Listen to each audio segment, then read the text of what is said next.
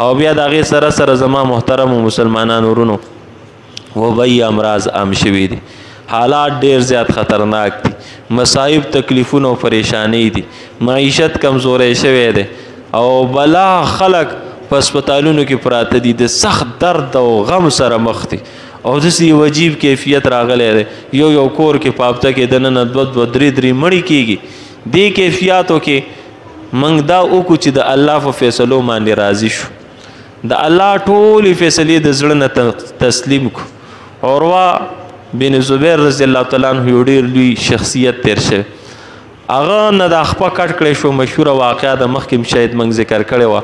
د څه بیمارۍ د وجې نه، او په هغه ورځ باندې یو ځوان زلمی زوی چې نو هغه هم وفات شو. کله چې د هغه زلمي زوی جنازه راله او کېښودله، حضرت راوستلی شو یره جي وي واز او نصیحت وکړئ. هغه ویل یا الله ستا ډېر شکر دی، خبرې مه کوئ ماشومان،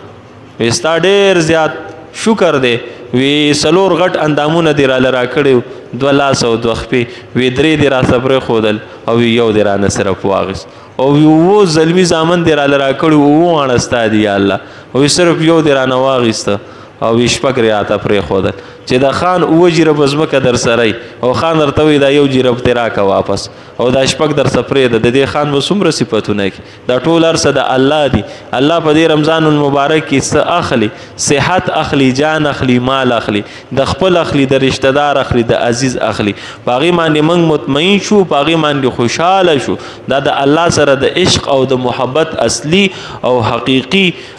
اثر او نتیجه ده. بیا د خپل روجې باقي کمې پاتې دي، دا اصلي او حقیقي روجې. د زړه روجه ونیسو. د زړه روجه څه ده؟ زړه کې د ګناهونو ارادې او فکرونه ختم کو، په زړونو کې باطل اعتقادات ختم کو، د الله نه ما سوا په نورو څیزونو باندې یقین ختم کو، د مسلمان په غم او پریشانی باندې خوشحاله کېدل ختم کو، نیکې تمناګانې په زړه کې وساتو. تکبر،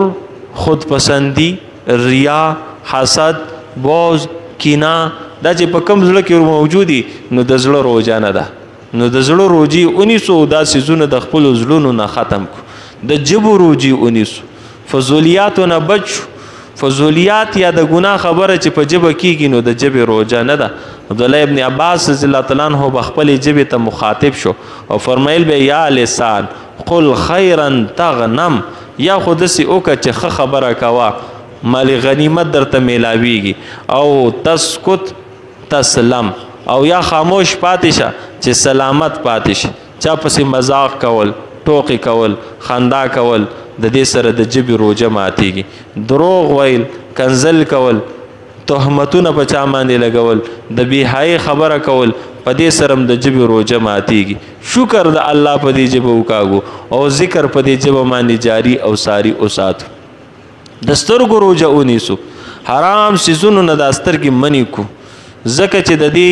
سترګو په ذریعې سره دا حرام نجاست او داګن د انسان زړه ته داخلیږي، او کله چې انسان ناجایزو مقاماتو ځایونو ته وګوري د 4 نقصاناتو سره مخ کیږي. زړه بېچینه شي د انسان، روح ستړی شي د انسان، عبادت کې خوند او مزه ختم شي، او غټ غټ ګناهونه د انسان په زندګۍ کې راشي. دا څومره عجیب خبره ده چې غلط مقام او ځای ته ګوري، زړه به دې بېچینی، سکون به په دې کې نه، روح به دې ستړی شوی، روح کې به دې چستی نه، سستی به پکې، د عبادت خوندونه به د الله واخلي او د غټو غټو ګناهونو سبب او ذریعه به جوړ شي. د غوږونو روجه ونیسو، که غلط خبرې اوریدل، د بېحایي خبرې، د غیبت خبرې، د دې سره روجه د غوږونو ماتیږي.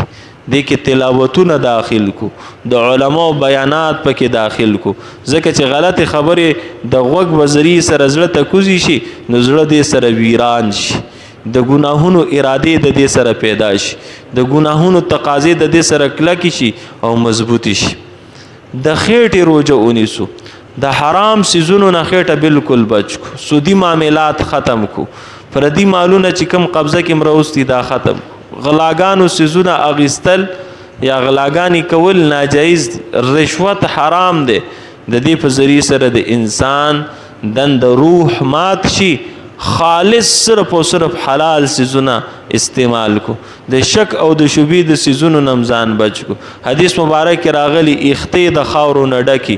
سفر اوګدي لاسونه اسمان طرف ته چت کړي یا رب چغي وخی حالت د احرام کی خو جواب ورته نه ملاويږي ولی مطعمه حرام ومشربه حرام سچ خوري هغه حرامي سچ اسکی هغه حرامي وغذي بالحرام خوراک ورته د حرام نو کړی شي فانا يستجاب له نو په دې صورت کې به د دې سړي دعا څنګه قبول شي بیا زما محترم مسلمانانو ورونو مهنت خپل ژوندۍ کې راولو قناعت په خپل ژوندۍ کې راولو د الله پر اکړې شوی نعمتونو باندې اکتفا وکړو هرس او لالچ ختم کو